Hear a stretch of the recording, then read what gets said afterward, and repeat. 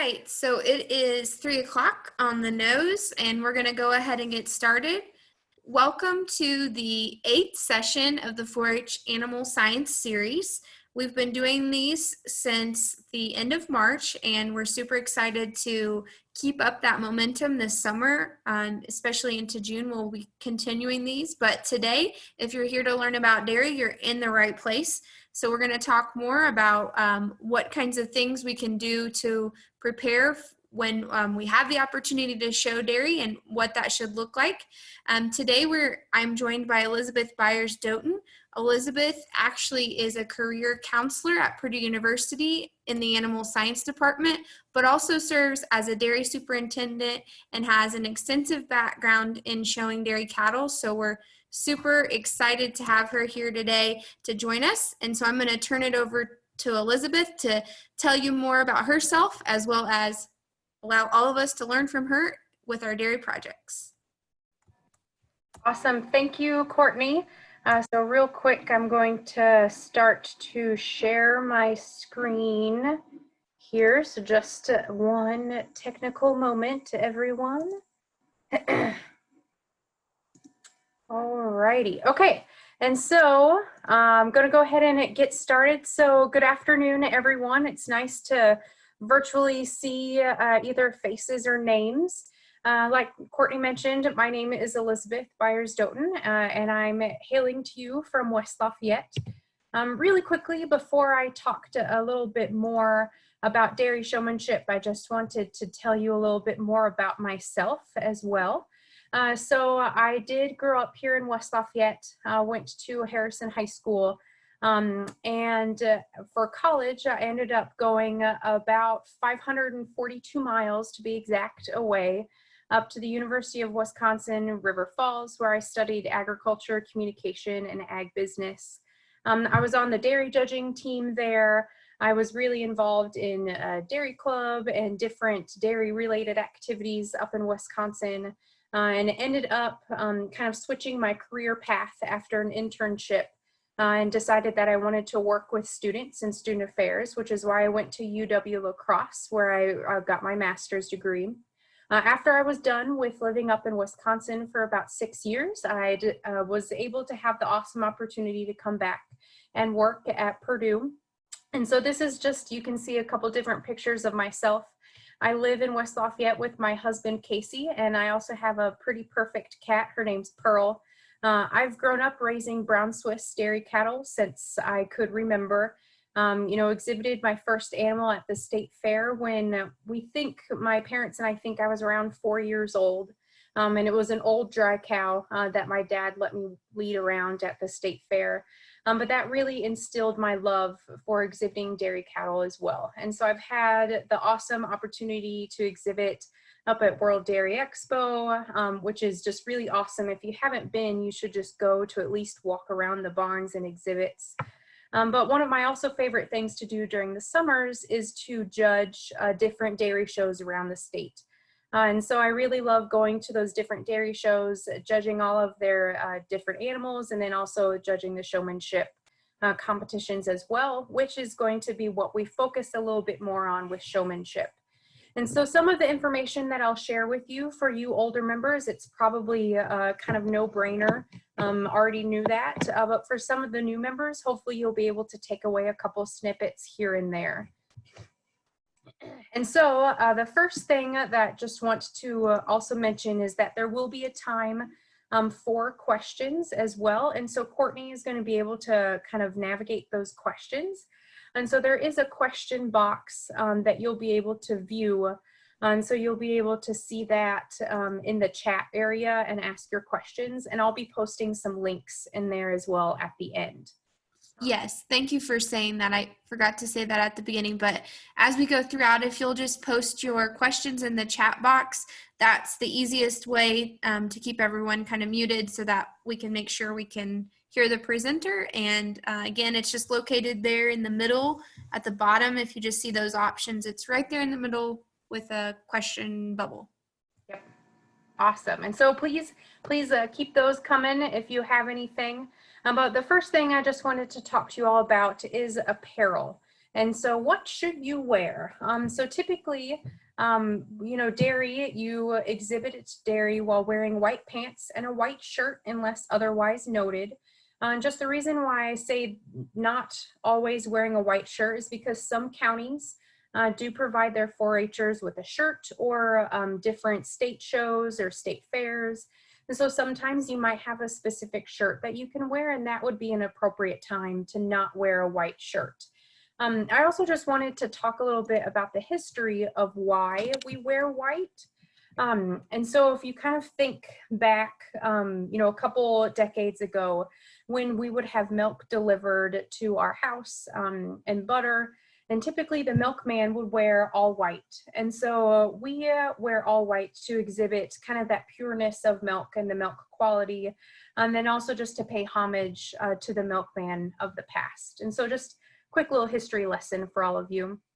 Would recommend that you find, a nice belt and some boots, preferably no sneakers. If you do wear sneakers, I would recommend that you make sure you double knot it because you don't want to kind of trip and fall, because that could happen.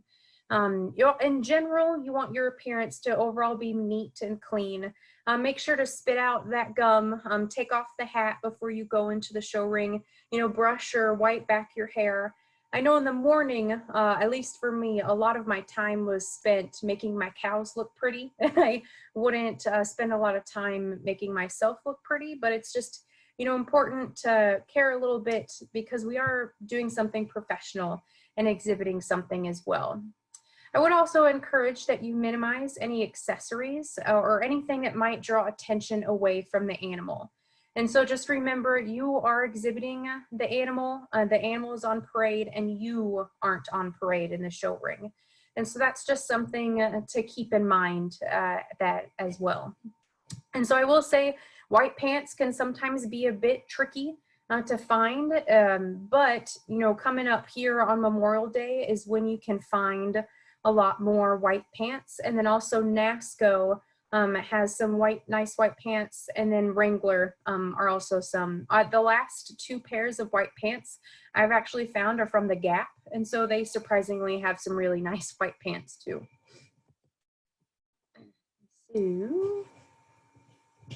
All right, the next thing to talk about you is just your behavior as an exhibitor. And so in general, I would encourage you to be confident. You've worked with your animal, your animal, the animal knows you. You've walked around in a circle a couple hundred times while practicing. You know what you're doing. And so let's highlight that confidence a little bit as well. I would also encourage you to appear relaxed. Enjoy yourself, but also be competitive. In terms of showmanship, it is about how well you are exhibiting your animal. You don't want to be kind of frowning and grumpy because it might look like you're not having a good time. Sometimes 4-Hers will just smile the whole time, and it might start to look a little fake. And so I would just say, be confident, be comfortable, whatever you're comfortable with is what I would encourage you to do. Sportsmanship is also a really important aspect as well.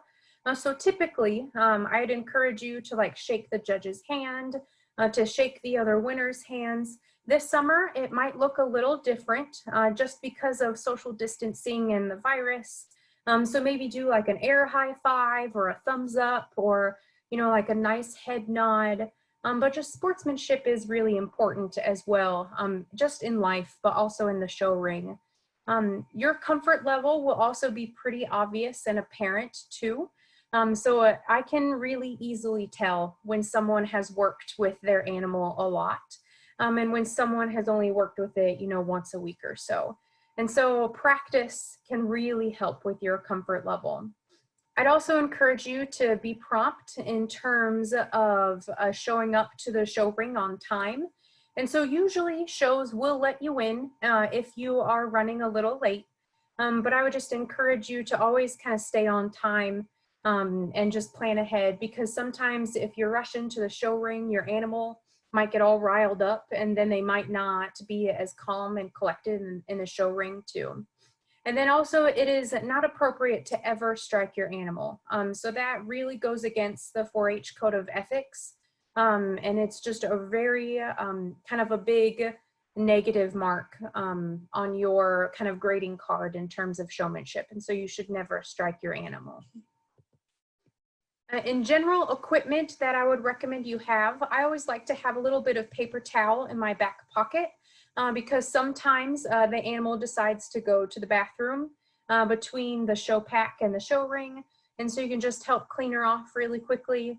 I also would encourage you to have a show harness, which is that kind of black thing on the right on your screen.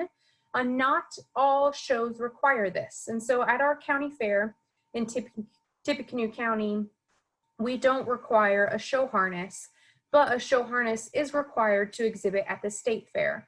So just make sure to read those rules and just to make sure that you are aware of what is required and not. I'd also encourage you to have a leather dairy show halter as well.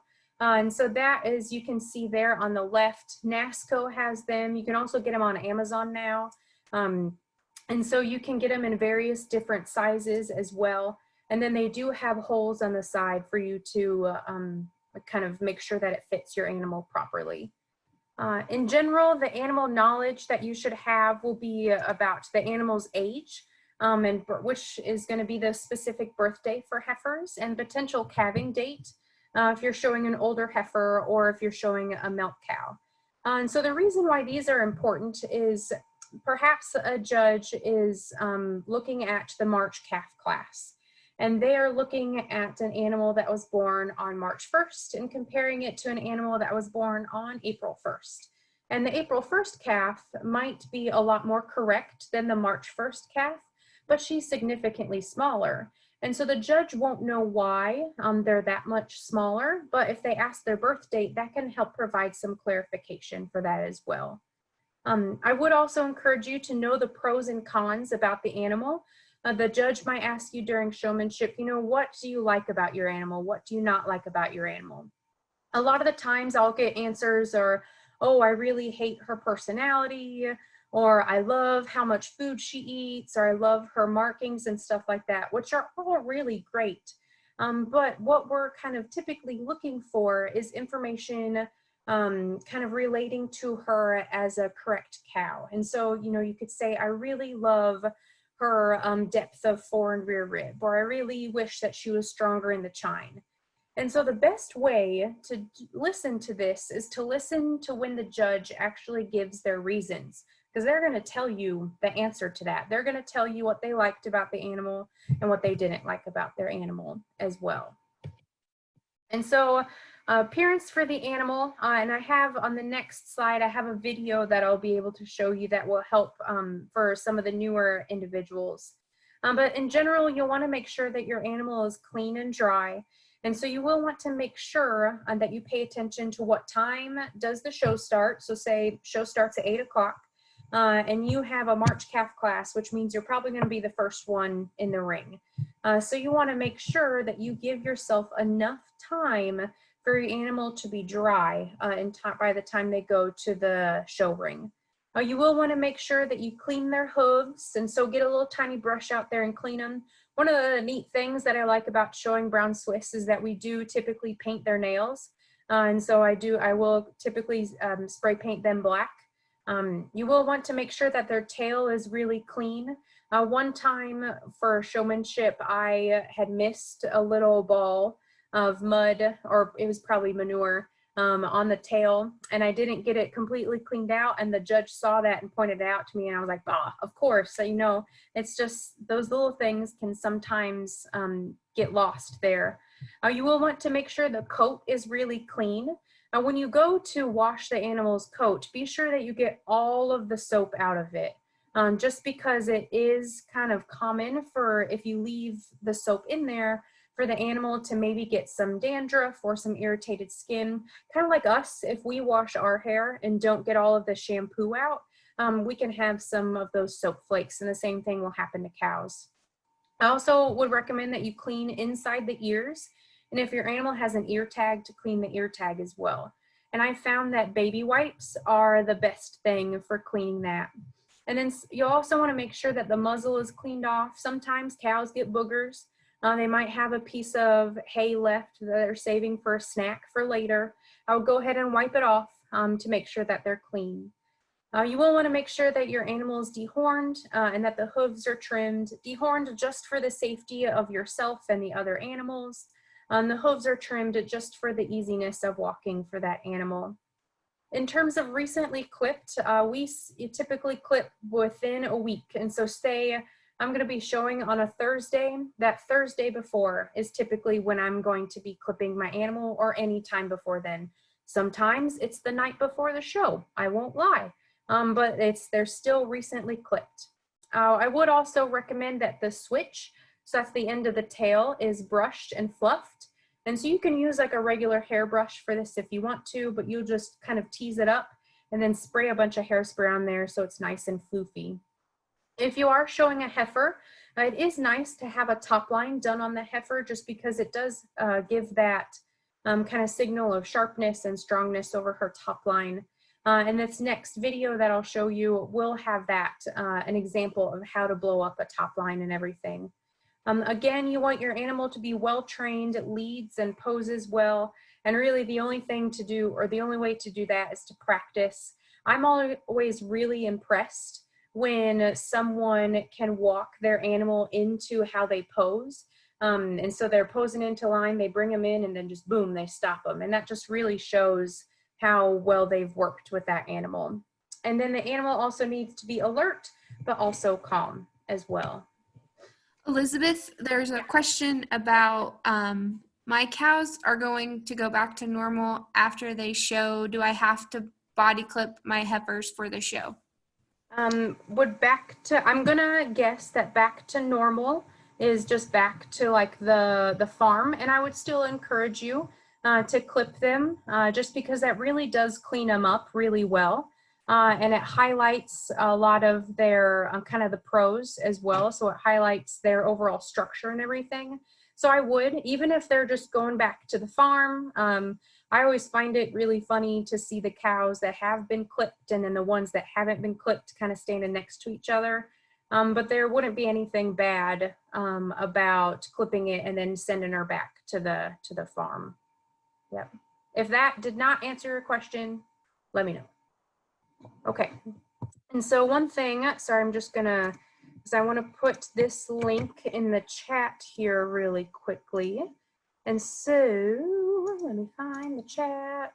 Okay, and so this YouTube link that I just put in there takes you to this video that has been put on by the Holstein Foundation. And I'm not going to show the video now because it's about a 15-minute long video, but it's a really, really great video for you to watch to learn about what equipment you might need. Basic equipment that you'll need. If you see this set of kind of plain black clippers right there, I would recommend finding some clippers just like that. I like to sometimes do heads and ears with these smaller type clippers here, just because, you know, we don't really like buzzing in our ear, and the cows sometimes don't like that either. If you plan on doing a top line, then you'll need one of these kind of more fancy hair dryers, and then this top line brush as well. And so this video is really nice for you to go over at a different time. It talks about equipment, how to blow up the top line, how to like hold and use clippers, what body parts to use different clipper sizes on, like the udder or the tail, how to trim the head hair, and then also how to set a top line. And so I put that in the chat box, and so maybe save that for a different time. And so now I want to highlight a little bit more about showing the animal. And so in 2016, the professional dairy producers came out with their updated showmanship guidelines. And so this is following the new updated, I guess they're about 3.5 years old, so newer showmanship guidelines. And so one thing that hasn't changed is that you always want to stay on the animal's left side. And so you never want to, you know, dip over to the other side or scoot over and everything. And then you'll also want to put your left hand under the chain and around the ring of the show halter. Don't ever put your fingers through that ring, but you can just put it around it. Sometimes you might have a throaty animal. So like brown Swiss, typically they can have a little bit of excess flesh here. That's okay. And a little trick for that is just to kind of pitch it up, not really hard because you don't want to pinch their skin. Nobody likes to be pinched, but just kind of hold it up a little bit. And in the next slide, I have a picture that will help kind of put this visually.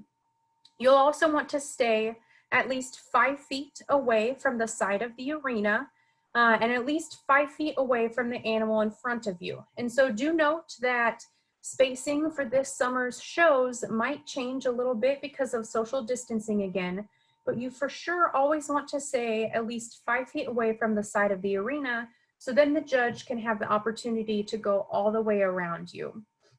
You will want to enter the ring walking forward, and so you'll kind of be standing like this and we'll walk forward. Your body should be slightly ahead of the animal's nose and away from the shoulder. And so if you've been used to showing beef cattle, it's going to feel like we're really, really close to the animal. But we still are going to be close, but you don't need to be like right up on it, you know. So we just need to be a little bit away from the shoulder. I have seen some people sometimes that will have their elbow like all the way up. There's no need to kind of keep your elbow all the way up. Just keep it down and comfortable a little bit. And then when the last animal enters the ring, that is when you need to turn and start walking backwards as well. And so walk forwards while entering the ring. Once the last animal enters the ring in your class, then you start to turn backwards and start to walk in a circle. And so here are a couple pictures for you. So the picture that we have on your left shows how you can hold your hands. And so you can just see how they've got their hand through that halter and then how they're gently pinching up the animals, that extra flesh that they have. And then the picture on the right highlights the individuals walking backwards in the ring. Okay, and then typically the first thing that you'll do in the show ring is you'll start to circle around the whole show ring. And so this is just a really great chance for the judge to have an opportunity to take a look at your animal from the side. They might come up and walk at your animal from behind. They might walk around the side, but it's just a good opportunity for the judge to watch your animal while it's on the move. And so you will want to walk relatively smoothly. And so a lot of times our general kind of speed of walking is relatively fast.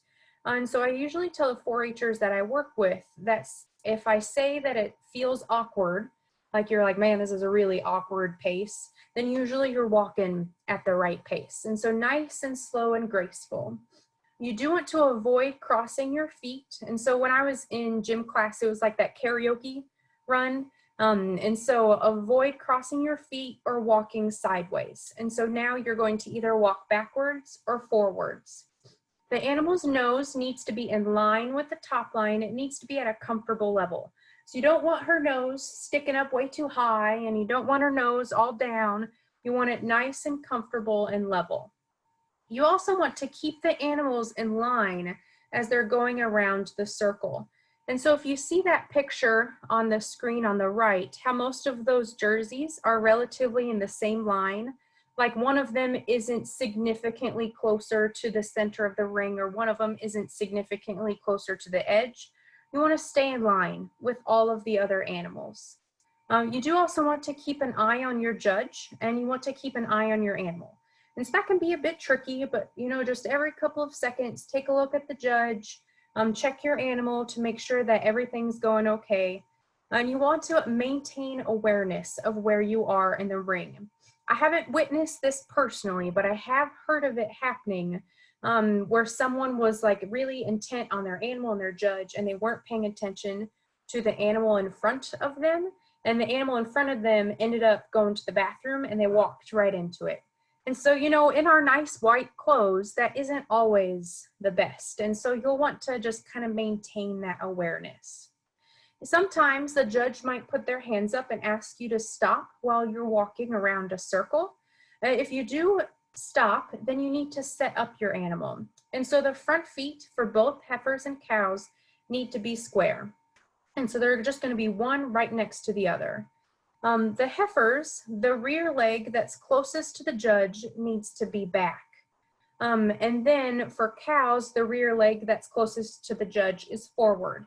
So with heifers and cows, they are kind of flipped back and forth. Sometimes your cow might lay down. That's okay.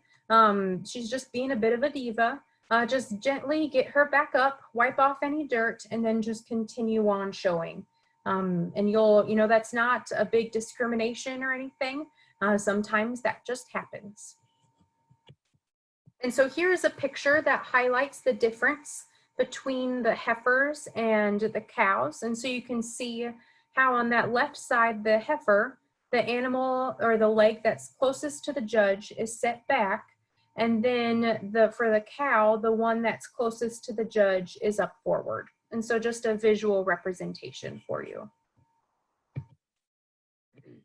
And so after you've been circling, you might go around in a circle once or twice, or if it's a really big class, it might be a couple times. The judge might start to point at you and ask you to start to line up. And so typically there's some sort of ring steward there or someone that will be there to help you. You'll want to see where you need to go to line up.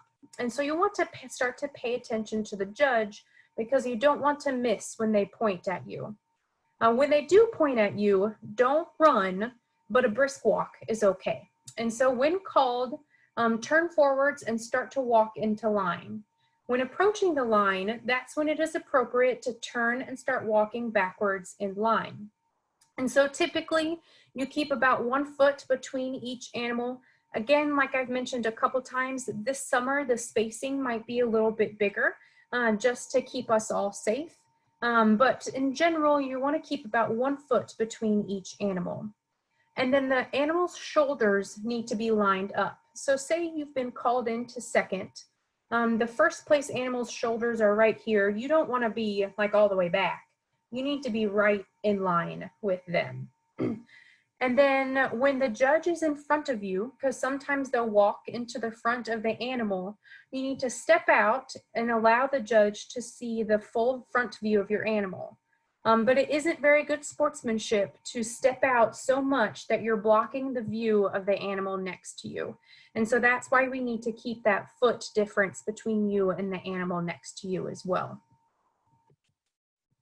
And so with the lineup, with the feet placement, this is kind of the biggest change over the last 3.5 years. And so with heifers and cows, again, just like when we're walking a circle, the front feet are always square. With heifers, where you are in line determines how the rear legs are placed. And so if you are currently in first place in the line, then your rear leg that's on the outside, which is going to be the animal's left leg, is going to be the furthest back. And then say 5 or so cows down, you're currently last person in line. Then the rear leg, which for you that's on the outside is going to be the right, that one needs to be the furthest back. If you're in the middle, you're kind of lucky because you just need to set up your animal so it's comfortable and balanced, and you can pick which rear leg is back. And so with heifers, if the judge is walking back and forth and evaluating you, then there's no need to switch your legs at all. However, with cows, then the leg closest to the judge should always be forward, and you do need to switch leg placement when the judge switches side. And so the judge, or for heifers, if you're on the end, remember which leg needs to be furthest back.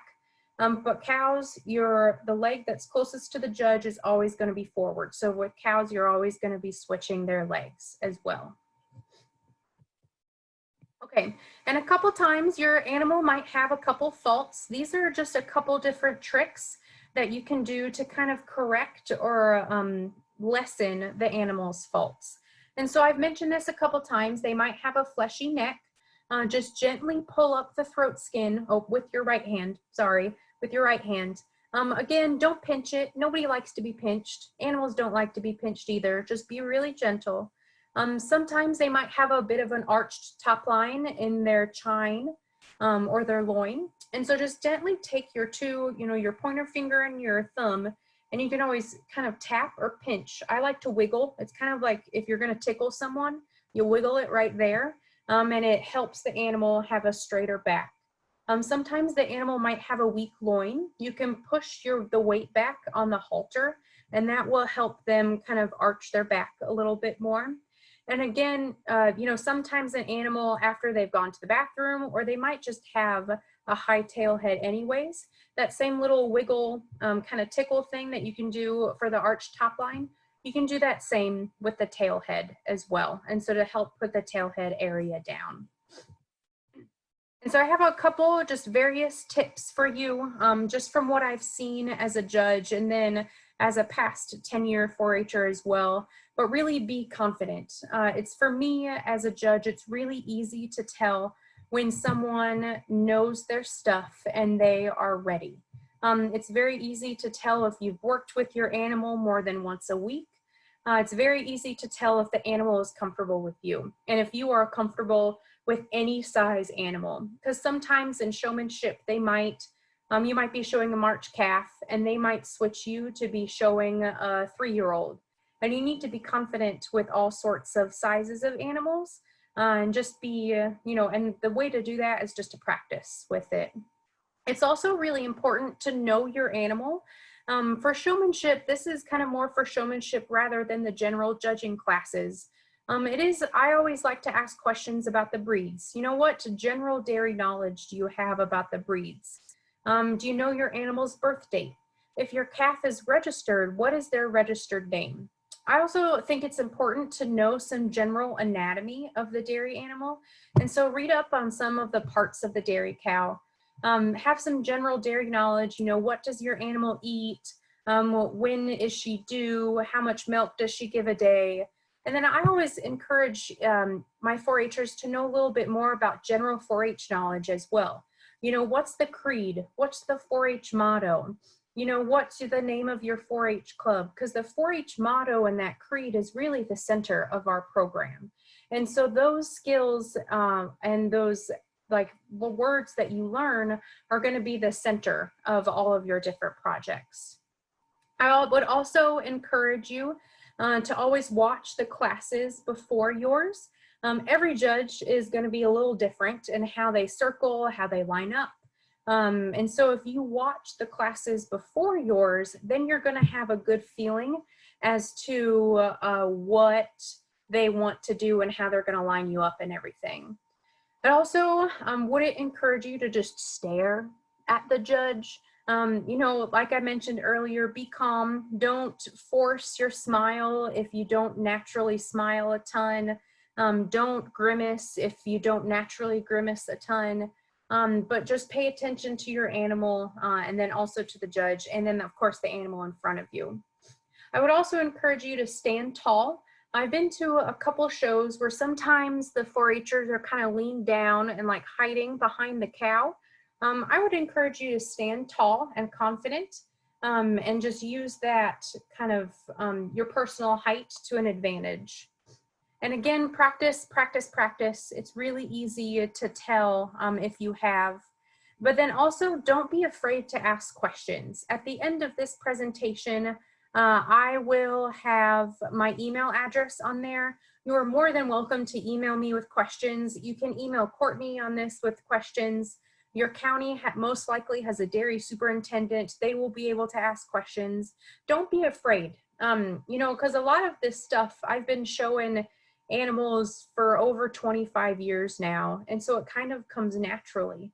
And so I think, well, of course you know how, but you don't. And so it's okay to ask questions, and it's okay for us to give you some answers.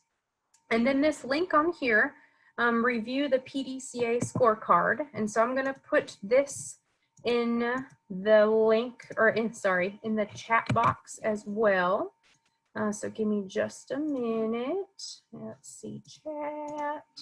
Okay, and so this link that we have right here that I just shared with all of you will be a good kind of something for you to review because that is something that the PDCA has created for county fair, state fair, national show judges for showmanship.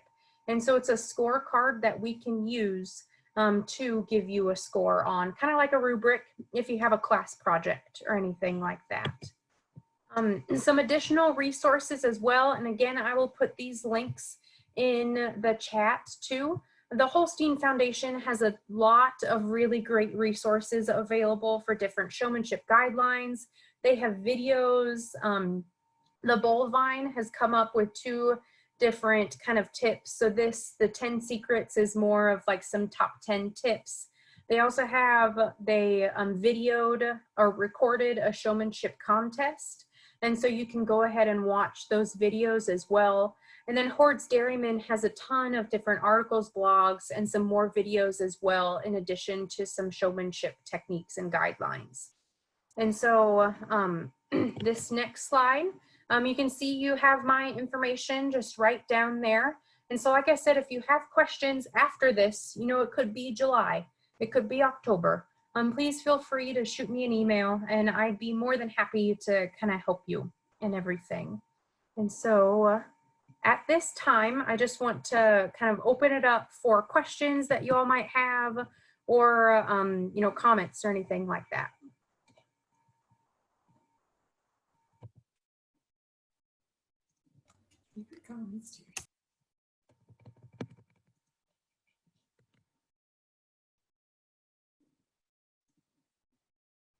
I'm trying to bring up the chat so I can put all of these links in here too.